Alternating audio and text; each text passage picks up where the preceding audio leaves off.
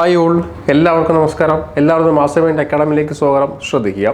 അപ്പോൾ ഞാൻ വന്ന വഴിക്ക് പലപ്പോഴായി പറഞ്ഞിരുന്നു, നമുക്ക് രണ്ട് തരത്തിലെ ന്യൂക്ലിയർ റിയാക്ടേഴ്സ് അല്ലെങ്കിൽ റിയാക്ഷൻസ് ഉണ്ട്. റിയാക്ഷൻസ് ഉണ്ട്.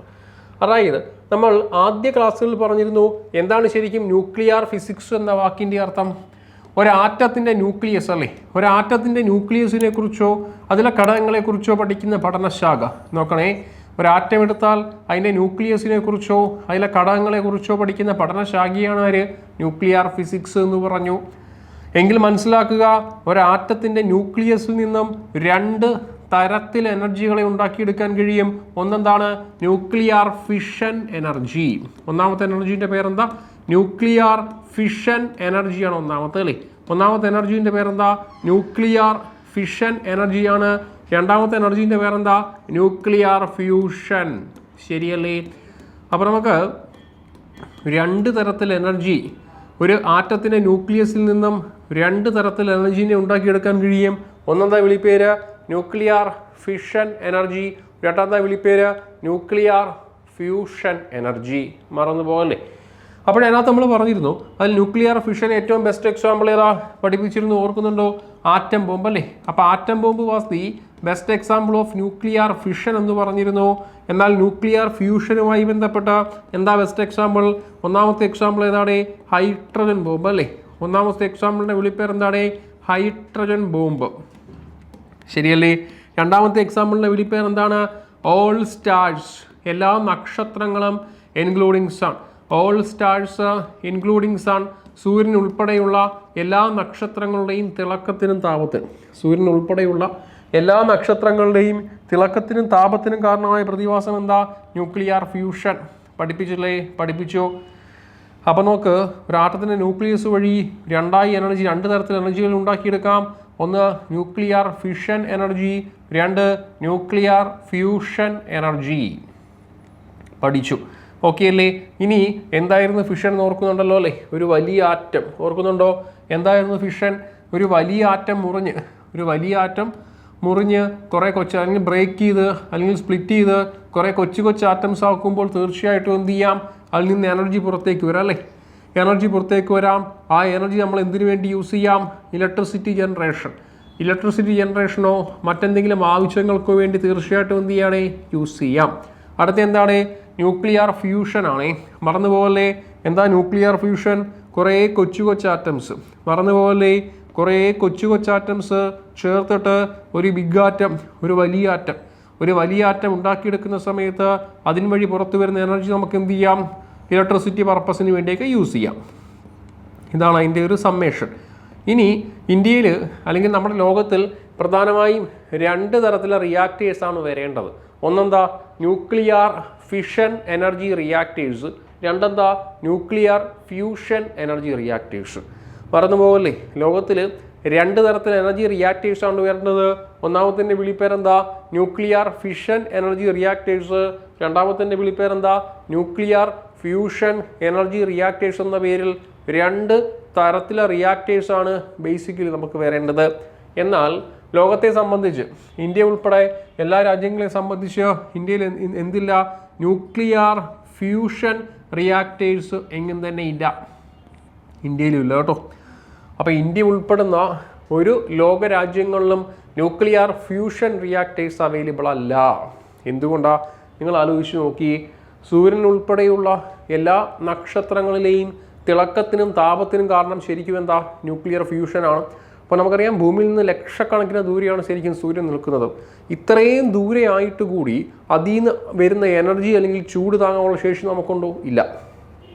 അതുകൊണ്ട് തന്നെ ഈ nuclear fusion type of reactors ഉണ്ടാക്കിയെടുത്തു കഴിഞ്ഞാൽ അതിൽ നിന്ന് പുറത്തേക്ക് വരുന്ന ആ ഹീറ്റ്, ആ എനർജിയെ അതിനെ സ്റ്റോർ ചെയ്യാനുള്ള ശേഷി നമുക്കില്ല. ഭൂമി തകർന്നു പോകാനുള്ള സാധ്യതയുണ്ട്. പറഞ്ഞല്ലോ, ഭൂമിയിൽ നിന്ന് ലക്ഷക്കണക്കിന് ദൂരെ നിൽക്കുന്ന സൂര്യൻ്റെ താപം പോലും താങ്ങാനുള്ള ശേഷി നമുക്കില്ല. അപ്പോഴാണ് നമ്മൾ തൊട്ടടുത്ത് ഒരു റിയാക്ടേഴ്സ് ഫ്യൂഷൻ ബേസിൽ ഉണ്ടാക്കിയെടുത്തു കഴിഞ്ഞാൽ അതിൻ്റെ പുറത്തു വരുന്ന എനർജി താങ്ങാൻ ശേഷി നമുക്കില്ല. അതുകൊണ്ട് ഇന്ത്യ ഉൾപ്പെടെയുള്ള ഒരു ലോകരാഷ്ട്രങ്ങളിലും എന്തില്ല? ന്യൂക്ലിയർ ഫ്യൂഷൻ എനർജി റിയാക്ടേഴ്സ് ഇല്ല. എന്നാൽ ചൈന, റഷ്യ പോലുള്ള രാഷ്ട്രങ്ങൾ ശ്രമിക്കുന്നുണ്ട്. സയൻറ്റിസ്റ്റ് ഇങ്ങനെ ഒരു ഫ്യൂഷൻ ടൈപ്പ് ഓഫ് എനർജി ഉണ്ടാക്കിയെടുക്കാൻ ശ്രമിക്കുന്നുണ്ട്. പക്ഷേ ഇതുവരെ സാധ്യമായിട്ടില്ല, മറക്കരുത്. ഓക്കെ അല്ലേ? എന്നാൽ ഇന്ത്യ ഉൾപ്പെടെ എല്ലാ ലോകരാഷ്ട്രങ്ങളിലും എന്തുണ്ട്? Nuclear fission reactors. അപ്പോൾ നല്ലൊരു പ്രസ്താവനയാണ്. ഇന്ത്യ ഉൾപ്പെടെ എല്ലാ രാഷ്ട്രങ്ങളിലും nuclear fission energy reactors available ആണോ? തീർച്ചയായിട്ടും അവൈലബിൾ ആണ് എന്ന് മറക്കരുത്. അപ്പോൾ ന്യൂക്ലിയർ റിയാക്ടേഴ്സിനെ കുറിച്ച് പഠിക്കുമ്പോൾ ലോകത്തിൽ 2 തരത്തിലുള്ള റിയാക്ടേഴ്സാണ് വരേണ്ടത്. ഒന്ന് ന്യൂക്ലിയർ ഫിഷൻ റിയാക്ടറും 2 ന്യൂക്ലിയർ ഫ്യൂഷൻ റിയാക്ടറും. എന്നാൽ ഫിഷൻ മാത്രം ഇപ്പോൾ സാധ്യമായിട്ടുള്ള ഫ്യൂഷൻ റിയാക്ടേഴ്സ് നിലവിൽ സാധ്യമായിട്ടില്ല. അത് വരും കാലഘട്ടങ്ങളിൽ ഒരു പക്ഷേ ഏതെങ്കിലും രാജ്യക്കാർ ഡെവലപ്പ് ചെയ്തെടുക്കാം. റഷ്യയും ചൈനയൊക്കെ അതിൻ്റെ പുറകിലാണ്, നടന്നിട്ടില്ല. പക്ഷേ ഫിഷൻ റിയാക്ടേഴ്സ് ഇന്ത്യ ഉൾപ്പെടെ എല്ലാ രാഷ്ട്രങ്ങളിലും നിലവിലുണ്ട് താനും. ഓക്കെ അല്ലേ? ഇനി വായിച്ചു നോക്കിയേ. അപ്പോൾ അതൊരു സ്റ്റേറ്റ്മെൻ്റ് ആയിരിക്കും കേട്ടോ. ഒരു സ്റ്റേറ്റ്മെൻറ്റാണ്. ഇപ്പം ഫ്യൂഷൻ റിയാക്ടേഴ്സ് നിലവിലില്ല, ഭാവിയിൽ വരാം. അപ്പം ഫിഷൻ ആണെങ്കിൽ നിലവിലുണ്ട്. ക്ലിയർ അല്ലേ? അപ്പം ഇനി ഓരോന്നായിട്ട് നമുക്ക് വായിച്ചു നോക്കാം. ഇതാ വായിച്ചു നോക്കിയേ. അപ്പോൾ അത്രയും ഓക്കെ ആണെന്ന് പ്രതീക്ഷിക്കുന്നു. അടുത്ത മുന്നോട്ട് പോകുന്നു. ഇതാ വായിച്ചു നോക്കിയടെ. Nuclear reactors is a system in which കണ്ട nuclear fission takes place in a self sustainable controlled manner and energy producer user either for research purpose or power generation. അപ്പോൾ എന്താ പറഞ്ഞിരിക്കുന്നത്? ഇന്ത്യ ഉൾപ്പെടെ എല്ലാ രാഷ്ട്രങ്ങളിലെയും റിയാക്ടേഴ്സ് എങ്ങനെയായിരിക്കും? ന്യൂക്ലിയർ ഫിഷനെ അടിസ്ഥാനമാക്കിയായിരിക്കും. അതുപോലെ energy production ഉണ്ടോ? തീർച്ചയായിട്ടും എനർജികളെ വ്യത്യസ്തമായി പ്രൊഡ്യൂസ് ചെയ്യുന്ന റിസർച്ച് പർപ്പസ് അല്ലേ? ആ പുറത്ത് വരുന്ന എനർജി ഒന്നെങ്കിലും എന്ത് ചെയ്യാം? റിസർച്ച് ആവശ്യങ്ങൾക്ക് വേണ്ടി യൂസ് ചെയ്യാം. അതുമല്ലെങ്കിലോ പവർ ജനറേഷൻ. അപ്പോൾ പുറത്തു വരുന്ന എനർജി ഒന്നുകിൽ റിസർച്ച് പർപ്പസിന് വേണ്ടി യൂസ് ചെയ്യാം, അല്ലെങ്കിൽ വിളിപ്പേരെന്താ? പവർ ജനറേഷന് വേണ്ടി എന്ത് ചെയ്യാം? യൂസ് ചെയ്യാം എന്നാണ് ഈ പറഞ്ഞു വിൽക്കുന്നത് അല്ലേ? റൈറ്റ്. കഴിഞ്ഞില്ല, വീണ്ടും മുന്നോട്ട് പോകുന്നു. അടുത്ത നമുക്ക് പരിചയപ്പെടാം. ആ ബോർഡിലേക്ക് നോക്കിയടേ. ദി മെയിൻ പാർട്സ് ഒന്ന് വായിച്ചു നോക്കിയേ.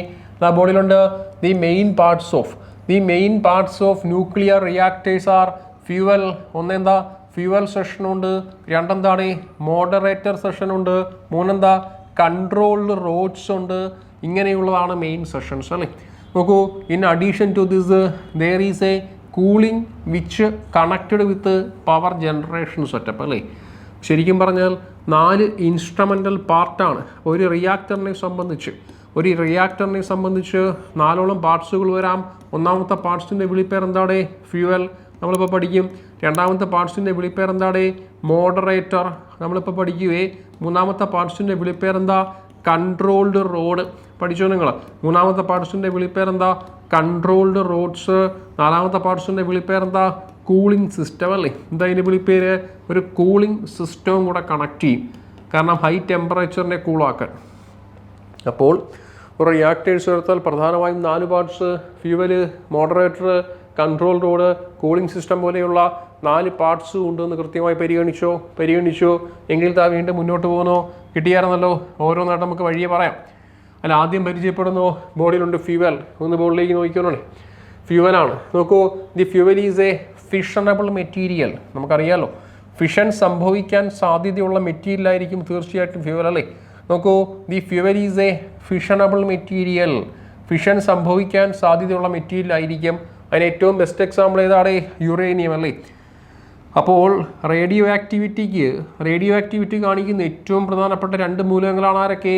ഒന്നാരാ? യുറേനിയം. രണ്ടാരാ? പ്ലൂട്ടോണിയം. യുറേനിയവും പ്ലൂട്ടോണിയമാണ് അല്ലേ? അപ്പോൾ നോർമലി നമുക്ക് ഒരു ന്യൂക്ലിയർ പവർ റിയാക്ടേഴ്സ് എടുത്തു കഴിഞ്ഞാൽ, എസ്പെഷ്യലി പറഞ്ഞു ഒരു ഫിഷൻ റിയാക്ടറിനെ പരിഗണിച്ചു കഴിഞ്ഞാൽ അവിടുത്തെ ഫിഷണബിൾ മെറ്റീരിയൽ, അതായത് ഫിഷൻ സംഭവിക്കുന്ന മെറ്റീരിയലിൻ്റെ പേരെന്താ? ഒന്നാരാടെ? യുറേനിയം. രണ്ടാരാടെ? പ്ലൂട്ടോണിയം. നോക്ക്. രണ്ടാമത്തെ വിളിപ്പേരെന്താടെ? മോഡറേറ്റർ. ശരിയല്ലേ? രണ്ടാമത്തെ വിളിപ്പേരെന്താ? മോഡറേറ്റർ. ബോളിലുണ്ട്. നോക്ക്. The moderator is a material used to convert fast neutrons into slow neutrons. അപ്പോൾ തീർച്ചയായിട്ടും റിയാക്ടേഴ്സിൻ്റെ സ്പീഡ് ആ വാക്കിൽ തന്നെ ഉണ്ടല്ലേ, മോഡറേറ്റർ. നമ്മുടെ ഫാനിനകത്ത് റെഗുലേറ്റർ ഇല്ലേ, സെയിം സംഭവം. നമ്മുടെ ഫാനിനകത്ത് റെഗുലേറ്റർ ഉണ്ടല്ലേ. അപ്പോൾ അതിൻ്റെ ജോലി എന്താ?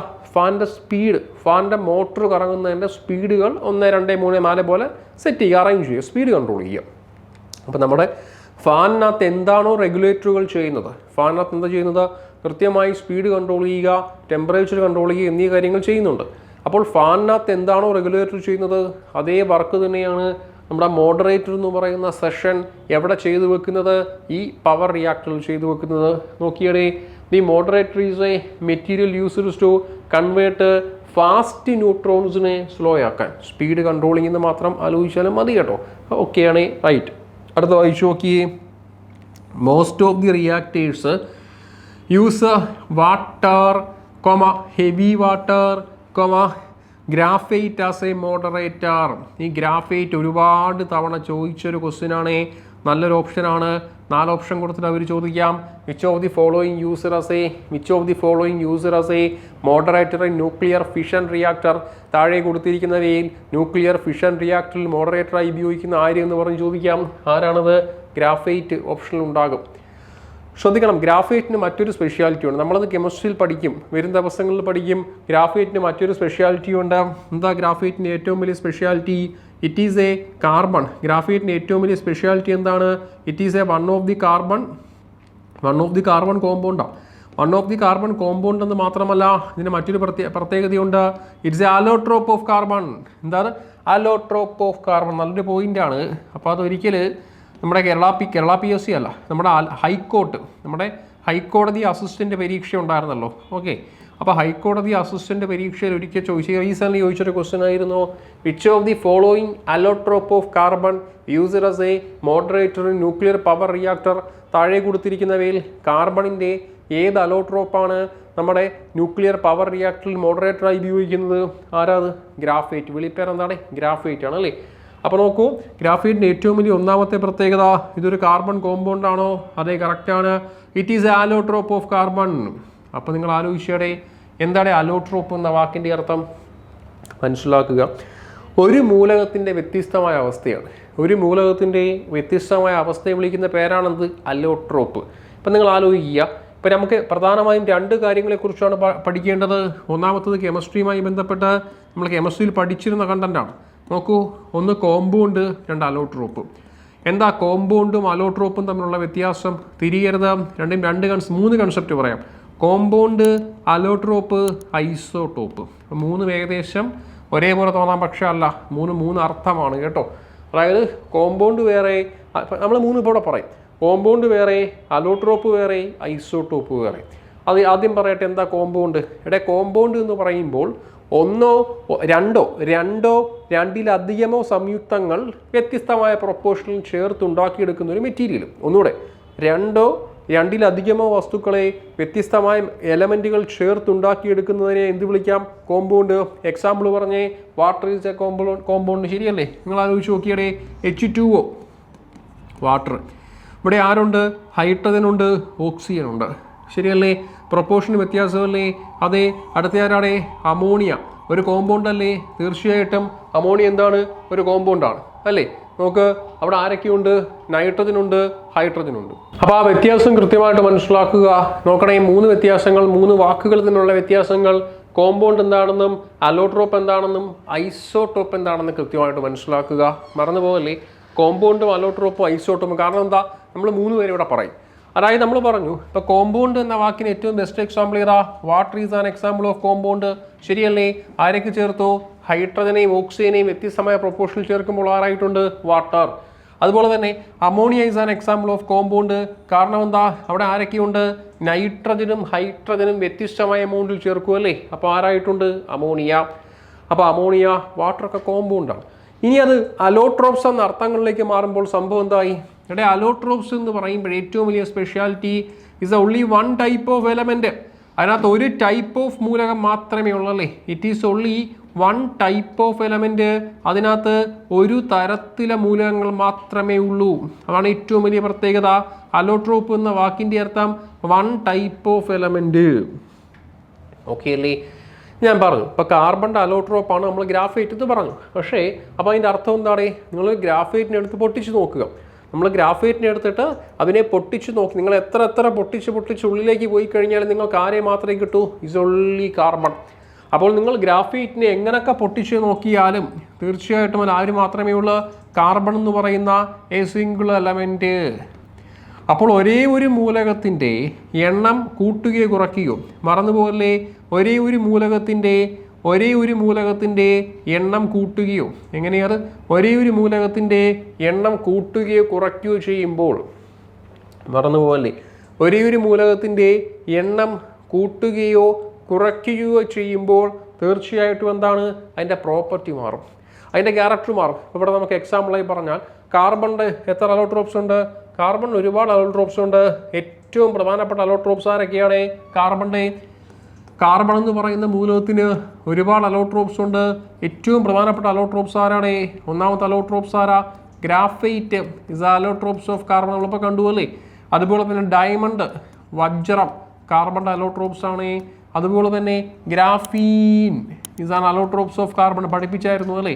അതുപോലെ തന്നെ നമ്മുടെ fullerene is a allotropes of carbon, എന്നൊക്കെ കാർബണിൻ്റെ അലോട്രോപ്സ് അല്ലേ? തീർച്ചയായിട്ടും. അപ്പം ഇവിടുത്തെ ഏറ്റവും വലിയ സ്പെഷ്യാലിറ്റി എന്താ? അലോട്രോപ്സ് എന്ന് പറയുമ്പോൾ അതിൽ ഒരേ ഒരു തരത്തിലെ മൂലകങ്ങൾ മാത്രമേ കാണുള്ളൂ. It's only single type of element. കോമ്പൗണ്ടിനെ പോലല്ല. കോമ്പൗണ്ട് എന്ന് പറയുമ്പോൾ വ്യത്യസ്തമായ മൂലകങ്ങളെ വ്യത്യസ്തമായ പ്രൊപ്പോർഷനിൽ ആഡ് ചെയ്യും. പക്ഷെ അലോട്രോപ്സ് അങ്ങനെയല്ല. It's only one element. ആ ഒരു മൂലകത്തിൻ്റെ എണ്ണം കൂട്ടുകയോ കുറയ്ക്കുകയോ ചെയ്യുമ്പോൾ ക്യാരക്ടർ മാറും. സംഭവം എന്താ? അലോട്രോപ്സാണ്. ഇവിടെ പറയുന്നു കാർബണിൻ്റെ അലോട്രോപ്സ് ആരൊക്കെയാണ്? Graphite, diamond, graphene, fullerene. അതിൽ പറഞ്ഞിരിക്കുന്ന ഗ്രാഫൈറ്റ് ആണ്. ഞാൻ നോക്കണേ, ഇവിടെ ഈ ന്യൂക്ലിയർ പവർ റിയാക്ടേഴ്സുകളിൽ ആരായിട്ട് യൂസ് ചെയ്യുന്നത്? മോഡറേറ്ററായിട്ട് യൂസ് ചെയ്യുന്നത്. ഓക്കെ അല്ലേ? അപ്പോൾ മോഡറേറ്റർ എന്ന് പറയുമ്പോൾ ജോലി എന്താ? ഒരു പവർ റിയാക്ടേഴ്സ് എടുത്തു കഴിഞ്ഞാൽ സ്പീഡ് കൺട്രോൾ ചെയ്യാൻ ഉള്ള ഒരു ഇൻസ്ട്രുമെൻ്റൽ സെഷനാണ് ഇത് മോഡറേറ്റർ. ഇവിടെ മോഡറേറ്ററായി ഉപയോഗിക്കുന്ന ആരൊക്കെയാണ്? One of the best moderator ഏതാ? ഗ്രാഫൈറ്റ്. ആരാ graphite? Is a allotropes of carbon. കാർബണിൻ്റെ അലോട്രോപ്സ് ആണ് ആര്? ഗ്രാഫൈറ്റ്. ക്ലിയർ അല്ലേ? അപ്പം കാർബണിൻ്റെ അലോട്രോപ്സ് ആയ ഗ്രാഫൈറ്റിനെ ന്യൂക്ലിയർ ഫിഷൻ റിയാക്ടറുകളിൽ നമുക്ക് മോഡറേറ്ററായി യൂസ് ചെയ്യാൻ കഴിയുമോ? തീർച്ചയായിട്ടും കഴിയും. അതുപോലെ തന്നെ മറ്റൊരു അലോട്രോപ്സിൻ്റെ പേര്, മറ്റൊരു മോഡറേറ്ററിൻ്റെ പേരെന്താ? ഹെവി വാട്ടർ, പഠിപ്പിച്ചായിരുന്നു അല്ലേ. Heavy water is an example of isotope. അതായത് ഐസോട്ടോപ്പ് എന്ന ആശയവുമായി ചേർത്താണ് ഞാനത് പഠിപ്പിച്ചിരുന്നത്. അപ്പം നമ്മൾ എന്താണ് കോമ്പൗണ്ട് എന്ന് പരിചയപ്പെട്ടോ, അതുപോലെ തന്നെ എന്താണ് അലോട്രോപ്സ് എന്ന് പരിചയപ്പെട്ടോ. ഇനി മൂന്നാമത്തെ കൺസെപ്റ്റ് ഐസോട്ടോപ്പ്. എന്താ ഐസോട്ടോപ്പ് എന്ന വാക്കിൻ്റെ അർത്ഥം പഠിപ്പിച്ചിരുന്നോ? ചില മൂലകങ്ങളെ പരിഗണിക്കുമ്പോൾ അവരുടെ അറ്റോമിക് നമ്പർ ഒരേപോലെ. ശരിയല്ലേ? Same atomic number. അർത്ഥം എന്താണ്? അറ്റോമിക് നമ്പറുകൾ ഒരേപോലെ വരികയും മാസ് നമ്പർ വ്യത്യാസം. ശരിയല്ലേ? അറ്റോമിക് നമ്പറുകൾ ഒരേപോലെ വരികയും മാസ് നമ്പറുകൾ വ്യത്യാസപ്പെടുകയും ചെയ്യുന്ന മൂലകങ്ങൾ നമുക്ക് എന്ത് വിളിക്കുകയാണ്? ഐസോട്ടോപ്പ്. ക്ലാസ്സിൽ പഠിപ്പിച്ചോ? അതിൽ ഹൈഡ്രജൻ എന്ന് പറയുന്ന ഒരു മൂലകമുണ്ട് അല്ലേ. അപ്പോൾ അതിൻ്റെ ഒരു അലോട്രോപ്സ് ഉണ്ട്. അതിൻ്റെ അലോട്രോപ്സ് അല്ല, ഐസോട്ടോപ്പ്. അതിൻ്റെ ഒരു ഐസോട്ടോപ്പ് ഉണ്ട്, ഡ്യൂട്ടീരിയം. ഓർക്കുന്നുണ്ടോ? ഡ്യൂട്ടീരിയമാണ്. ഇക്വേഷൻ എന്തായിരുന്നു? H12. നോക്കണേ, ഞാൻ ഇത്രയും വായിക്കാം, എന്നിട്ട് ബാക്കി പറയാം. നോക്കണേ, ഹൈഡ്രജൻ എന്ന് പറയുന്ന മൂലകത്തിന് പ്രധാനമായിട്ടും 3 ഐസോട്ടോപ്പ് അല്ലേ. ഹൈഡ്രജൻ എന്ന് പറയുന്ന മൂലകത്തിന് പ്രധാനമായും 3 ഐസോട്ടോപ്പ്. ഒന്നാമത്തെ ഐസോട്ടോപ്പിൻ്റെ പേരെന്താ? പ്രോട്ടിയം. ഇക്വേഷൻ പഠിപ്പിച്ചോ? H11. രണ്ടാമത്തെ ഐസോട്ടോപ്പിൻ്റെ പേരെന്താ? ഡ്യൂട്ടീരിയം. ഓർക്കുന്നുണ്ടോ? രണ്ടാമത്തെ ഐസോട്ടോപ്പിൻ്റെ പേരെന്താ? ഡ്യൂട്ടീരിയമാണ്. ഇക്വേഷൻ H12 ആണ്. മൂന്നാമത്തെ ഐസോട്ടോപ്പിൻ്റെ പേരെന്താണ്? ട്രിഷ്യമാണ്. ഇക്വേഷൻ H13 അല്ലേ. എന്താ ട്രിഷ്യം? ഇക്വേഷൻ H13 ആണ്. ഇങ്ങനെയുള്ള 3 ഐസോട്ടോപ്പുകൾ. ഇതിൽ രണ്ടാമത്തെ ഐസോട്ടോപ്പിനെ പരിചയപ്പെട്ടോ? ഡ്യൂട്ടീരിയം. ശരിയല്ലേ? പഠിപ്പിച്ചോ? ഇവിടുന്ന് ഉണ്ടാകുന്ന അല്ലെങ്കിൽ ഇവിടുന്ന് തയ്യാറാക്കിയെടുക്കുന്ന കോമ്പൗണ്ടാണ് ഇത്, ഡ്യൂട്ടീരിയം ഓക്സൈഡ്. ഡ്യൂട്ടീരിയം ഓക്സൈഡിൻ്റെ മറ്റൊരു വിളിപ്പേരാണെന്ത്? Heavy water. മറന്നു പോകല്ലേ, ഡ്യൂട്ടീരിയം ഓക്സൈഡിൻ്റെ മറ്റൊരു വിളിപ്പേരാണെന്ത്? Heavy water. ഇക്വേഷൻ എന്താണ്? D2O. കിട്ടിയോ? ഇക്വേഷൻ എന്താ ബോർഡിലുണ്ട്? D2, deuterium oxide. അങ്ങനെയാണ് ഇക്വേഷൻ വരുന്നത് കേട്ടോ, ഡ്യൂട്ടീരിയം ഓക്സൈഡ്. അപ്പോൾ ഹെവി വാട്ടർ എന്ന് പറഞ്ഞു കഴിഞ്ഞാൽ ന്യൂക്ലിയർ പവർ റിയാക്ടറുകളിൽ നമ്മൾ ഗ്രാഫൈറ്റിനെ പോലെ തന്നെ ഒരു മോഡറേറ്ററായി യൂസ് ചെയ്യേണ്ടി വരുന്നു. എന്താണ് അതിൻ്റെ ഏറ്റവും വലിയ പർപ്പസ്? അതിൻ്റെ ഒരു ഹെവി വാട്ടർ എന്ന് വെച്ചാൽ എന്താ? അതിൻ്റെ കറക്റ്റ് മലയാളം പറഞ്ഞാൽ ഖനജലം എന്നൊക്കെ പറയൂ അല്ലേ. മലയാളം വേണമെന്നില്ല, എന്നാലും ജസ്റ്റ് മനസ്സിലാക്കാൻ. നമ്മൾ 9ാം ക്ലാസ്സിലെ ടെക്സ്റ്റ് ബുക്കിലേക്ക് ആ വാക്കുകൾ കാണാൻ കഴിയും. ഖനജലം. ഇംഗ്ലീഷിൽ വിളിപ്പേരെന്താ? Heavy water. അതുമല്ലെങ്കിൽ വിളിപ്പേരെന്താ? Deuterium oxide. അതുമല്ലെങ്കിൽ ഇക്വേഷൻ എന്താ? D2O. It was also used as a moderator in our nuclear power reactor like our graphite. അപ്പോൾ ഗ്രാഫൈറ്റിനെ പോലെ തന്നെ ന്യൂക്ലിയർ പവർ റിയാക്ടറിൽ മോഡറേറ്ററായി ഉപയോഗിക്കുന്ന ആരാണ്? Heavy water. അപ്പോൾ ശ്രദ്ധിക്കാം, എന്താണ് മോഡറേറ്റർ? ന്യൂക്ലിയർ പവർ റിയാക്ടറുകളിലെ സ്പീഡ് കൂട്ടാനും കുറയ്ക്കാനും ഉപയോഗിക്കുന്ന ഇൻസ്ട്രുമെൻ്റൽ സെഷനാണ് ഇത് മോഡറേറ്റർ 1. 2, ആരൊക്കെയാണ് മോഡറേറ്ററായി സാധാരണ ഉപയോഗിക്കാറ്? ഒന്നുകിൽ സാധാരണ വാട്ടറിനെ ഉപയോഗിക്കാം, പക്ഷേ അത് റെയർ കേസാണ്, വല്ലപ്പോഴും ഉപയോഗിക്കാറുള്ള. കോമണായി ഉപയോഗിക്കുന്ന എപ്പോഴും ആരായിരിക്കും? ഒന്നുകിൽ ഹെവി വാട്ടർ. ആരാ ഹെവി വാട്ടർ? D2O. D2O ആരാണ്? Deuterium oxide. അതുമല്ലെങ്കിൽ അടുത്ത ആരാണ്? ഗ്രാഫൈറ്റ്. അപ്പം ഡ്യൂട്ടീരിയം ഓക്സൈഡും പിന്നെ ആരുണ്ട്? ഗ്രാഫൈറ്റും ഉണ്ട്. മറന്നു പോകല്ലേ? Clear cut, right. അപ്പോൾ അതിൽ ഡ്യൂട്ടീരിയം ഓക്സൈഡിൻ്റെ ഇക്വേഷൻ D2O. ശരിക്കും ആ ഒരു കോമ്പൗണ്ട് ഉണ്ടായിരിക്കുന്നത് എവിടെ നിന്നാണ്? ഹൈഡ്രജൻ്റെ ഏറ്റവും പ്രധാനപ്പെട്ട 3 ഐസോട്ടോപ്പേ അദ്ദേഹത്തിനുള്ള ആർക്ക്? ഹൈഡ്രജൻ. അപ്പോൾ ഹൈഡ്രജൻ ഹാവ് ഓൺലി 3 ഐസോട്ടോപ്പ്. ആ 3 ഐസോട്ടോപ്പിൽ ഏറ്റവും പ്രധാനപ്പെട്ട ഐസോട്ടോപ്പാണ് ആര്? ഡ്യൂട്ടീരിയം. മറന്നു പോകല്ലേ? ആ 3 ഐസോട്ടോപ്പിൽ ഏറ്റവും പ്രധാനപ്പെട്ട ഐസോട്ടോപ്പാണ് ആര്? ഡ്യൂട്ടീരിയം. ആ ഡ്യൂട്ടീരിയം ഇക്വേഷൻ എന്താ? H12. ആ ഡ്യൂട്ടീരിയത്തിൽ നിന്നാണ് ആരുണ്ടായിരിക്കുന്നത്? നമ്മുടെ ഈ ഒരു ഡ്യൂട്ടീരിയം ഓക്സൈഡ് എന്ന ഐസോട്ടോപ്പിൻ്റെ നിർമ്മാണം. ക്ലിയർ അല്ലേ? ക്ലിയർ. അപ്പം എന്താണ് മോഡറേറ്റർ എന്ന് മനസ്സിലായല്ലോ, റൈറ്റ്. വീണ്ടും മുന്നോട്ട് പോന്നേ. അടുത്ത വീണ്ടും മനസ്സിലേക്ക് ആലോചിക്കാം. മോഡറേറ്റർ കഴിഞ്ഞെങ്കിൽ ആ ബോർഡിലേക്ക് നോക്കാം. കൺട്രോൾ റോഡ് അല്ലേ? നോക്കൂ, എന്താണ് കൺട്രോൾ റോഡ് സെഷൻ? ആ ബോർഡിലുണ്ട്. കൺട്രോൾ റോഡ്സ് എന്ന് പറയുന്ന സമയത്ത് ഈ control rods are used to adjust the reaction rate. അപ്പോൾ നോക്കണേ, റിയാക്ഷൻ്റെ റേറ്റ് അഡ്ജസ്റ്റ് ചെയ്യാൻ ഉപയോഗിക്കുകയാണ്. റിയാക്ഷൻ്റെ റേറ്റ് അഡ്ജസ്റ്റ് ചെയ്യാൻ, ഇപ്പോൾ ഫോർ എക്സാമ്പിൾ കൊടുക്കുന്ന ഇൻപുട്ട്, ഇപ്പം നമ്മൾ കൊടുക്കുന്ന ഇൻപുട്ട് അല്ലെങ്കിൽ ഒരു മണിക്കൂറിൽ നമുക്ക് 1 മണിക്കൂറിൽ കിട്ടേണ്ട റിസൾട്ട്, ഇപ്പോൾ 1 മണിക്കൂറിൽ നമ്മൾ കൊടുക്കുന്ന ഇൻപുട്ട് ഇപ്പം 50 ആണെന്ന് വിചാരിക്കുക. ഇപ്പം നമ്മൾ കൊടുക്കുന്ന ഇൻപുട്ട് 50 ആണെന്ന് വിചാരിക്കുക അല്ലേ? നമ്മൾ കൊടുക്കുന്ന ഇൻപുട്ട് ഇപ്പോൾ 50 ആണെങ്കിൽ ഔട്ട്പുട്ട് തീർച്ചയായിട്ടും 100 ആണെന്ന് വിചാരിക്കുക. ഔട്ട്പുട്ട് തീർച്ചയായിട്ടും ഒരു 100 ആണെന്ന് വിചാരിക്കാം. ഇപ്പോൾ ഇതിൻ്റെ റിസൾട്ടുകൾ ഇപ്പോൾ നമുക്ക് കൃത്യമായി അങ്ങോട്ടും ഇങ്ങോട്ടും വേരിയേഷൻ വരുത്താൻ കഴിയും. ഇൻപുട്ട് നോർമലി നമ്മൾ എന്താണ് 50 കൊടുക്കാം, ഔട്ട്പുട്ട് തീർച്ചയായിട്ടും 100നും ഒരു 200നും ഇടയ്ക്കാണെന്ന് വിചാരിക്കുക. അപ്പോൾ നമുക്കിൻ്റെ റിയാക്ഷൻ റേറ്റ് കൺട്രോൾ ചെയ്യാൻ പറ്റും. ചിലപ്പോൾ നമുക്ക് 1 മണിക്കൂറിൽ ഒരു 100 അല്ലെങ്കിൽ 110 മതി ഔട്ട്പുട്ട്. ഇനി അടുത്ത നമുക്ക് വേണമെങ്കിൽ ഒന്നുകൂടെ അഡ്ജസ്റ്റ് ചെയ്യാം. 1 മണിക്കൂറിൽ നമുക്ക് എന്ത് ചെയ്യാതെ അതിനെ 150 ആക്കാം. കാരണം നമുക്ക് മിനിമം 100ഉം മാക്സിമം 200 ഔട്ട്പുട്ട് കിട്ടാം. ഈ ഔട്ട്പുട്ടിനകത്ത് ആ ഒരു റിയാക്ഷൻ അങ്ങോട്ടും ഇങ്ങോട്ടും അഡ്ജസ്റ്റ് ചെയ്യാം. വേണമെങ്കിൽ നമുക്ക് 1 മണിക്കൂറിൽ 100 ആക്കാം, 110 ആക്കാം, 120 ആക്കാം, ഇങ്ങനെ അങ്ങോട്ടും ഇങ്ങോട്ടും അഡ്ജസ്റ്റ് ചെയ്യാം അല്ലേ? അപ്പോൾ അതാണ് ഈ പറഞ്ഞിരിക്കുന്നത്. എന്താ വിളിപ്പേര്? Control rod. എന്താ കൺട്രോൾ റോഡ് എന്ന വാക്കിൻ്റെ അർത്ഥം? The control rods are used to adjust reaction rate. Reaction ഇൻപുട്ടും ഔട്ട്പുട്ടും കൃത്യമായിട്ട് അഡ്ജസ്റ്റ് ചെയ്യും. അതാണ് ആരുടെ ഒരു ലക്ഷ്യം എന്ന് പറയുന്നത്? Control road. നമ്മുടെ ചോദ്യം അതല്ല. നമ്മുടെ ചോദ്യം ഇതാണ്, യൂഷ്വലി ആരാണ് അങ്ങനെ ആരാണ് നമ്മളെ സഹായിക്കുന്നത്? ആരൊക്കെയാ? Cadmium and boron.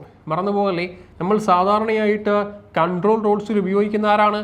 കാഡ്മിയവും അതുപോലെ തന്നെ ആരാണ്? ബോറോൺ. അപ്പോൾ കൺട്രോൾ റോഡ് എന്ന് പറയുമ്പോൾ ശ്രദ്ധിക്കാം, നോക്കൂ, അതിൻ്റെ ഇൻപുട്ട് ഔട്ട്പുട്ട് അല്ലേ, കൃത്യമായ ഇൻപുട്ടുകളെയും ഔട്ട്പുട്ടുകളെയും കൺട്രോൾ ചെയ്യുന്ന ഒരു സെഷനാണ് ശരിക്കും കൺട്രോൾ റോഡ് എന്ന് പറയുന്നത്.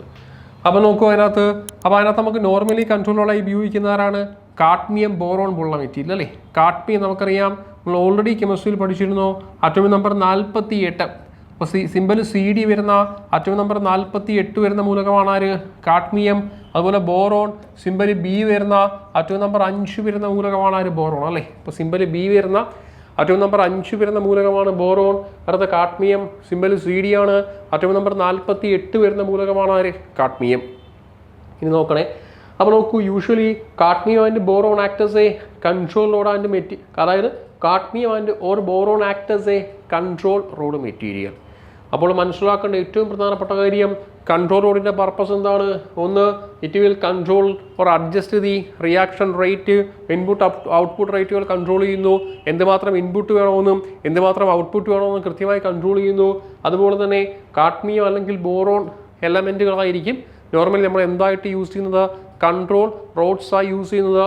Cadmium simple CD, atomic number 48, boron simple B ആണ്, അറ്റോമിക് നമ്പർ 5 വരും അല്ലേ. ക്ലിയർ. അപ്പോൾ അത്രയും ഓക്കെ അല്ലേ, റൈറ്റ്. ഇനി അവിടുന്ന് നമ്മൾ വീണ്ടും മുന്നോട്ട് പോകുന്ന സമയത്ത് ശ്രദ്ധിക്കുക, ആ ബോർഡിലുണ്ട്. അടുത്ത വായിച്ചു കൂളിംഗ് സിസ്റ്റം അല്ലേ. അടുത്ത് നോക്കാം, എന്താണ് കൂളിംഗ് സിസ്റ്റം. അപ്പോൾ ഒന്ന് വായിച്ചു നോക്കുക. ആദ്യം എന്താണ് കൂളിംഗ് എന്ന് കൃത്യമായിട്ട് വായിച്ചു നോക്കുക. നമുക്ക് കൂളിംഗ് സിസ്റ്റം എന്ന് പറയുമ്പോൾ the cooling system remove the heat generated in the reactor core. നേരത്തെ പറഞ്ഞ പോലെ റിയാക്ഷൻ നടക്കുന്ന സമയത്ത് അതിനുണ്ടാകുന്ന ഹൈ ടെമ്പറേച്ചറുകളെ ഒന്ന് നോർമലാക്കാൻ, അതിനെ കൂളാക്കാൻ ഉപയോഗിക്കുന്നു cooling system. The cooling system remove the heat generated in reactor core ആണ് ordinary water, heavy water and liquid sodium user as a coolant. ഏറ്റവും പ്രധാനപ്പെട്ട 3 പോയിന്റ്. അപ്പോൾ നോക്കൂ, നമ്മൾ കണ്ടിരുന്നു നോർമലി കൂളിങ്ങിന് വേണ്ടി ഉപയോഗിക്കുന്ന ആരായിരിക്കും? ഒന്നെങ്കിൽ ഓർഡിനറി വാട്ടർ അല്ലെങ്കിൽ സാധാ വാട്ടർ, അതുമല്ലെങ്കിൽ നേരത്തെ പറഞ്ഞ പോലെ ഹെവി വാട്ടർ, അതുമല്ലെങ്കിൽ തീർച്ചയായിട്ടും ആരാണ്? Liquid sodium. ആരാണ്? Liquid sodium are user as a coolant. അപ്പോൾ തിരിഞ്ഞു പോകല്ലേ, നമ്മൾ ഒരു റിയാക്ടറുമായി ബന്ധപ്പെട്ട 3 കാര്യങ്ങൾ കൃത്യമായി ശ്രദ്ധിക്കാം. ഒന്നാമത്തെ എന്തായിരുന്നു നമ്മൾ കണ്ടത്? ഒന്ന് കൂളിംഗ് സിസ്റ്റം അല്ലേ. അപ്പോൾ ആദ്യം നമ്മൾ പറയുന്നു, ഒന്നാമത്തെ വിളിപ്പേരെന്താ? കൂളിംഗ് പർപ്പസിന് വേണ്ടി ഉപയോഗിക്കുന്ന ആരൊക്കെയാണ്? ഒന്നെങ്കിൽ സാധാ വാട്ടർ, അതുമല്ലെങ്കിൽ എന്താണ്? ഹെവി വാട്ടർ, അതുമല്ലെങ്കിൽ ആരാണ്? Liquid sodium. അതുമല്ലെങ്കിൽ ആരാണ്? Liquid sodium. ഇവരാണ് സാധാരണ നമ്മൾ ഉപയോഗിക്കുന്നത് അല്ലേ. അപ്പോൾ നോക്കൂ, നോർമലി കൂളിംഗ് പർപ്പസിന് വേണ്ടി ഉപയോഗിക്കുന്ന ആരൊക്കെയാണ്? ഒന്നാരാ? ഓർഡിനറി വാട്ടർ, രണ്ടാരാ? D2O, മൂന്നാരാ? Liquid sodium. ശരിയല്ലേ? അതുപോലെ റോഡുകളായിട്ട് ഉപയോഗിക്കുന്ന ആരാണ്? നമ്മൾ കുറച്ച് മുന്നേ കണ്ടോ, റോഡുകളായിട്ട് ഉപയോഗിക്കുന്ന ആരാണ്? ഒന്നാരാ? കാഡ്മിയം, രണ്ടാരാ? ബോറോൺ. ശരിയല്ലേ? ഇനി ഇതൊന്നുമല്ല, നമ്മൾ ആദ്യം പറഞ്ഞിരുന്നോ, തീർച്ചയായിട്ടും നമ്മുടെ ഒരു എവിടെയാണ്? മോഡറേറ്റർ അല്ലേ. നമുക്ക് തീർച്ചയായിട്ടും ആരായി ഉപയോഗിക്കുന്നുണ്ട്? മോഡറേറ്ററായി ഉപയോഗിക്കുന്നു. ആരൊക്കെയായിരുന്നു? ഒന്നാരാണ്? ഗ്രാഫൈറ്റ്. ആരാ മോഡറേറ്ററായി ഉപയോഗിക്കുന്നത്? ഒന്നാരായിരുന്നു? ഗ്രാഫൈറ്റ് ആണ് അല്ലേ. ഒന്നാരാ? ഗ്രാഫൈറ്റ്. തീർച്ചയായിട്ടും ഏറ്റവും പ്രധാനപ്പെട്ട ഒരു മോഡറേറ്റർ. രണ്ടാരാണ്? D2O. അപ്പോൾ ശ്രദ്ധിക്കുക, ഒരു ന്യൂക്ലിയർ റിയാക്ടേഴ്സ് എടുത്തു കഴിഞ്ഞാൽ അതിലെ പ്രധാനപ്പെട്ട 3 സെഷൻ. ഒന്നാരാ? മോഡറേറ്റർ. എന്താ ജോലി? It will control the speed of the reactor. ഗ്രാഫൈറ്റും D2O ആണ് സാധാരണയായി ഉപയോഗിക്കാറ്. പിന്നെ നോർമലി വാട്ടറും ചില സമയത്ത് വാട്ടർ ഉപയോഗിക്കാറുണ്ട് എന്ന് പറഞ്ഞിട്ടുണ്ട്. എന്നാലും പ്രധാനപ്പെട്ടത് ആരൊക്കെയാണ്? ഗ്രാഫൈറ്റും D2O. രണ്ടാമത്തെ ആരാടെ? റോഡുകളായി കൺട്രോൾ റോഡ്സ് അല്ലേ. കൺട്രോൾ റോഡ്സായി ഉപയോഗിക്കുന്നവരാ? നമ്മൾ കണ്ടിരുന്നോ? കാഡ്മിയവും ബോറോണും. മൂന്നാമത്തെ ആരാ? Cooling system. കൺട്രോൾ റോഡ്സ് എന്താണ്? ഇൻപുട്ടും ഔട്ട്പുട്ടും കൃത്യമായി കൺട്രോൾ ചെയ്യുന്നു. മൂന്നാമത്തെ ആരാണ്? കൂളിംഗ് സിസ്റ്റമായി യൂസ് ചെയ്യുന്ന ആരൊക്കെയാ? ഒന്നാരാ? വാട്ടർ, രണ്ടാരാ? D2O, മൂന്നാരാ? Liquid sodium. ഓക്കെ അല്ലേ? അപ്പോൾ ഇത് കൃത്യമായിട്ട് നോക്കി വെക്കുക. ഇവിടെ നിന്നാണ് ഈ ബോക്സ്, ഞാൻ ഈ വരച്ചിരിക്കുന്ന ബോക്സില്ലേ, ഈ ബോക്സിൽ നിന്നാണ് നമ്മുടെ ചോദ്യം കേട്ടോ. മറന്നു പോകല്ലേ. നമുക്ക് ഈ ബോക്സിൽ നിന്നാണ് നമ്മുടെ ചോദ്യം കിടക്കുന്നത്. 4 ഓപ്ഷൻ കൊടുത്തിട്ട് അവർ ചോദിക്കാം, താഴെ കൊടുത്തിരിക്കുന്നവയിൽ ആരൊക്കെയാണ് മോഡറേറ്ററായി യൂസ് ചെയ്യുന്നത്? താഴെ കൊടുത്തിരിക്കുന്നവയെ ആരൊക്കെയാണ് കൺട്രോൾ റോഡ്സായി യൂസ് ചെയ്യുന്നത്? താഴെ കൊടുത്തിരിക്കുന്നവയിൽ ആരൊക്കെയാണ് കൂളിംഗ് സിസ്റ്റംസായി യൂസ് ചെയ്യുന്നത് അല്ലേ. കൂളിംഗ് സിസ്റ്റംസായി യൂസ് ചെയ്യുന്നത്. ഓക്കെ അല്ലേ? അപ്പോൾ ഇതാണ് സ്ഥിരമായി നമുക്ക് ക്വസ്റ്റ്യനായി വരാറ്. അപ്പോൾ ഇത്രയും കൃത്യമായിട്ട് നോക്കിക്കൊണ്ട് പോകണേ, മറന്നു പോകല്ലേ. അപ്പോൾ ന്യൂക്ലിയർ റിയാക്ടേഴ്സുമായി ബന്ധപ്പെട്ട് അത്രയും കാര്യങ്ങളെ ഒന്ന് കൃത്യമായി നോക്കിക്കൊണ്ട് പോകണേ. കൃത്യമായിട്ട് നോക്കിക്കൊണ്ട് പോവുക. ഓക്കെയാണ്. റൈറ്റ്. ഞാനിവിടെ അടുത്തൊരു പോയിന്റ് ഞാൻ പറഞ്ഞിട്ടുണ്ട്. ഈ ഒരു പോയിന്റ് ഇവിടെ നോക്കിയണേ. നോക്കൂ, ഈ ഒരു പോയിന്റ് ഇവിടെ ഒന്ന് വായിച്ചു നോക്കിയേ. ബോളിലേക്ക് നോക്കുക. The substance which use as a coolant as well as, നേരത്തെ പറഞ്ഞില്ലേ, the substance which use as A, ഒരേ സമയം കൂളന്റ് ആയിട്ടും ഒരേ സമയം മോഡറേറ്റ്ലി ഉപയോഗിക്കുന്ന ഒരു മെറ്റീരിയലിന്റെ പേരെന്താണ്? നമ്മൾ കണ്ടിരുന്നു, ഹെവി വാട്ടർ. അതും അല്ലെങ്കിൽ വിളിപ്പേരെന്താ? Deuterium oxide. അതിൻ്റെ ഇക്വേഷൻ എന്താണ്? D2O. മറന്നു പോകല്ലേ. ബോർഡിലുണ്ട്, the substance which use as a coolant as well as moderator. അതായത് ഒരേ സമയം കൂളൻ്റായിട്ടും ഒരേ സമയം മോഡറേറ്ററായിട്ട് ഉപയോഗിക്കുന്ന മെറ്റീരിയലിൻ്റെ പേരെന്താണ്? അത് ഹെവി വാട്ടർ ആണ്. അല്ലെങ്കിൽ വിളിപ്പേരെന്താ? D2O. അതും അല്ലെങ്കിൽ വിളിപ്പേരെന്താ? Deuterium oxide. ബോർഡിലേക്ക് നോക്കുക. The substance which is used as a coolant as well as moderator in nuclear reactor. അതായത് ഒരു ന്യൂക്ലിയർ ഫിഷൻ റിയാക്ടറിൽ ഒരേ സമയം കൂളന്റ് ആയിട്ടും മോഡറേറ്ററായിട്ട് ഉപയോഗിക്കുന്ന ആരാണ്? അത് ഹെവി വാട്ടർ ആണ്. അല്ലെങ്കിൽ വിളിപ്പേരെന്താ? Deuterium oxide. D2O. ഒരേ സമയം കൂളന്റ് ആയിട്ടും മോഡറേറ്ററായിട്ടും യൂസ് ചെയ്യുന്നു. ഓക്കെ അല്ലേ? ഓക്കെയാണ്. അപ്പോൾ അത്രയും കാര്യങ്ങളെ കൃത്യമായി അടുത്ത ക്ലാസ്സിലേക്ക് നോക്കിക്കൊണ്ട് വരണേ. അത്രയും കാര്യങ്ങളൊന്ന് കൃത്യമായി വരും ദിവസങ്ങളിലേക്ക് നോക്കിക്കൊണ്ട് വരിക. അപ്പം നിലവിൽ നമ്മൾ വരാൻ പോകുന്ന SSC RRB പരീക്ഷകളിൽ ഏറ്റവും പ്രധാനപ്പെട്ടൊരു ടോപ്പിക്കാണ് നമ്മളിപ്പോൾ എടുത്ത ന്യൂക്ലിയർ റിയാക്ടേഴ്സ്. അത് കൃത്യമായി നോക്കിയിട്ട് മാത്രമേ എക്സാമിന് പോകാം. അതുപോലെ തന്നെ SSC RRB ബാച്ചുകൾ നിലവിൽ നമുക്ക് നടന്നുകൊണ്ടേയിരിക്കുകയാണ്. നിലവിൽ നമ്മുടെ യൂട്യൂബ് ക്ലാസ് കണ്ടുകൊണ്ടിരിക്കുന്ന എല്ലാവരും നമ്മുടെ യൂട്യൂബ് ചാനൽ കൃത്യമായി സബ്സ്ക്രൈബ് ചെയ്യാം. തൊട്ടപ്പുറത്ത് ബെൽ ബട്ടൺ ക്ലിക്ക് ചെയ്യുക. ഓൾ നോട്ടിഫിക്കേഷൻ അലേർട്ട് കൊടുക്കുക. എല്ലാ ഗ്രൂപ്പുകളിലേക്കും ചാനൽ കൃത്യമായി ഷെയർ ചെയ്യുക. അതുപോലെ തന്നെ നിങ്ങൾ ആരെങ്കിലും തീർച്ചയായിട്ടും SSC RRB പരീക്ഷകൾ പ്രിപ്പയർ ചെയ്യുന്നുണ്ടെങ്കിൽ തീർച്ചയായിട്ടും നമ്മുടെ വീഡിയോൻ്റെ കമൻറ്റ് ബോക്സിലും അതുപോലെ തന്നെ കൃത്യമായതാണ്ട് കോൺടാക്ട് നമ്പർ, ഈ ഒരു കോൺടാക്ട് നമ്പർ അവൈലബിൾ ആണ് 9645070404. എന്നുള്ള നമ്പറിലേക്ക് കോൺടാക്ട് ചെയ്താൽ തീർച്ചയായിട്ടും ബാച്ചുകൾക്ക് അഡ്മിഷൻ എടുക്കാൻ കഴിയും. ഈ ഒരു ടോപ്പിക്കിൻ്റെ വിശദീകരണങ്ങളും ഇതിൻ്റെ എക്സാമ്പിളും എല്ലാം കൃത്യമായി ബാച്ചുകളിൽ പറയുന്നുണ്ട്. ഓക്കെ അല്ലേ? Okay, thank you.